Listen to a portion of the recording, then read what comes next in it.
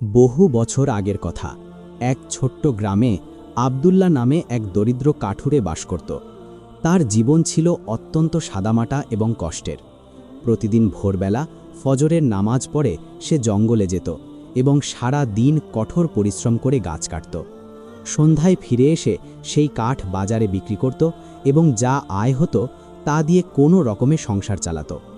আব্দুল্লাহ ছিল অত্যন্ত ধার্মিক এবং আল্লাভীরু মানুষ। 5 ওয়াক্ত নামাজ, রোজা, সকল ইবাদত সে যথাযথভাবে পালন করত। তার চরিত্র ছিল নম্র, ভদ্র এবং সকলের সাথে মিষ্টি ব্যবহার করত সে। আব্দুল্লাহর স্ত্রীর নাম ছিল রুকসানা। রুকসানা ছিল অত্যন্ত রূপবতী এবং আকর্ষণীয় নারী, কিন্তু তার স্বভাব ছিল অত্যন্ত কর্কশ এবং অবাধ্য। সে তার স্বামীর কথা শুনত না, তার নির্দেশনা মানত না এবং সর্বদা তার সাথে বিতর্ক করত।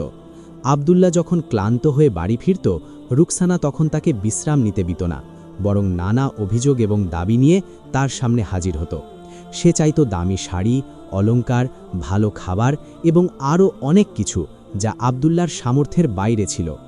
রুকসানা নামাজ পড়ত না নিয়মিত, ইবাদতে অবহেলা করত এবং প্রায়ই প্রতিবেশীদের সাথে ঝগড়া বিবাদে লিপ্ত থাকত। আব্দুল্লাহ বারবার তাকে বোঝানোর চেষ্টা করত, কিন্তু রুকসানা তার কথা শুনত না। একদিন আব্দুল্লাহ জঙ্গলে কাজ করছিল।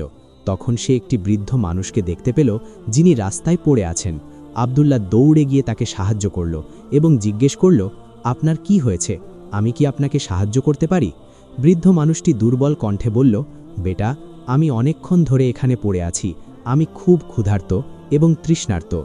আব্দুল্লাহ তার সাথে নিয়ে আসা রুটি এবং পানি বৃদ্ধকে দিল এবং তাকে একটি গাছের ছায়ায় বসতে সাহায্য করল। বৃদ্ধ খাবার খেয়ে কিছুটা সুস্থ হলেন এবং আব্দুল্লাহকে বললেন, আল্লাহ তোমাকে উত্তম প্রতিদান দিন। তুমি একজন সৎ এবং দয়ালু মানুষ। তোমার কোনো সমস্যা আছে কি? আমি দেখছি তোমার চোখে দুঃখ রয়েছে। আব্দুল্লাহ প্রথমে কিছু বলতে চাইল না, কিন্তু বৃদ্ধের আন্তরিকতা দেখে সে তার সমস্যার কথা খুলে বলল।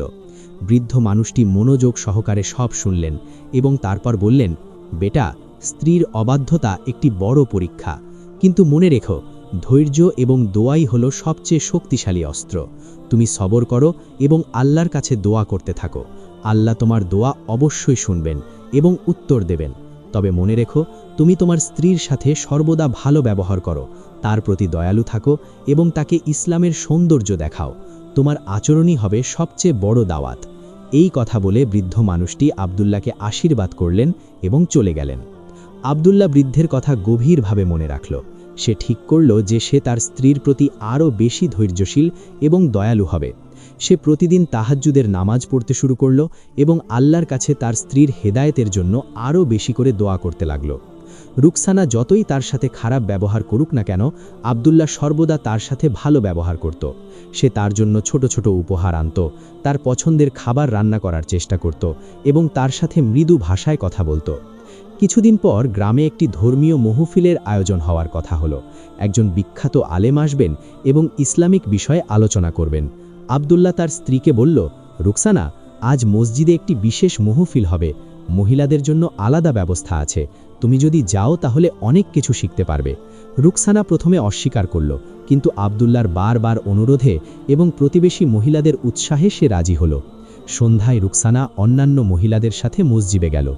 আলেম সাহেব সেদিন স্ত্রীর কর্তব্য, স্বামীর অধিকার এবং পারিবারিক জীবনে শান্তি স্থাপনের বিষয়ে অত্যন্ত সুন্দরভাবে আলোচনা করলেন।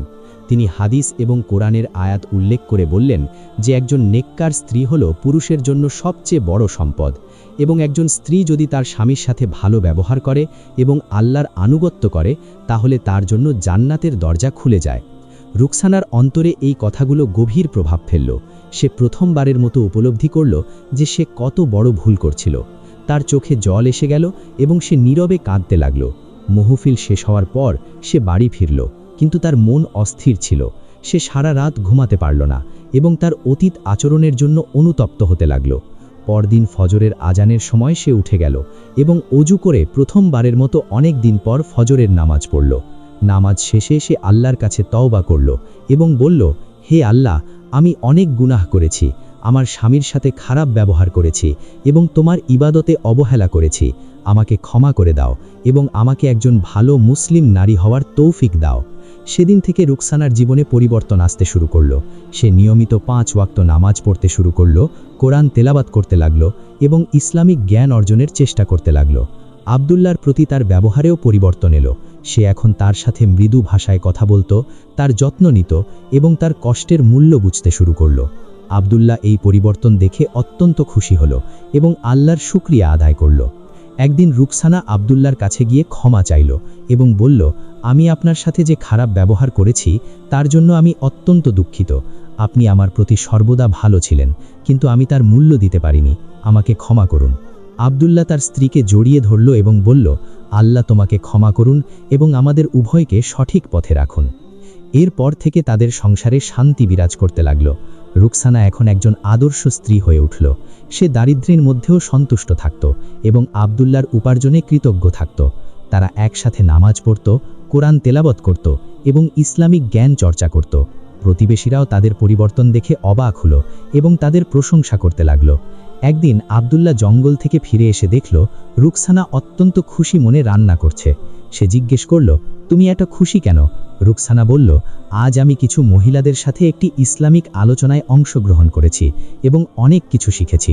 আমি এখন বুঝতে পারছি যে আসল সুখ দুনিয়ার ধন সম্পদে নয়, বরং আল্লাহর সন্তুষ্টিতে। কিছু মাস পর আব্দুল্লাহ এবং রুকসানা একটি অদ্ভুত ঘটনার সম্মুখীন হল। এই গল্পটির পরের অংশটি দেখতে চাইলে অবশ্যই ভিডিওটিতে একটি লাইক দিন এবং আমাদের এই চ্যানেলটি সাবস্ক্রাইব করে আমাদের সাথে থাকুন।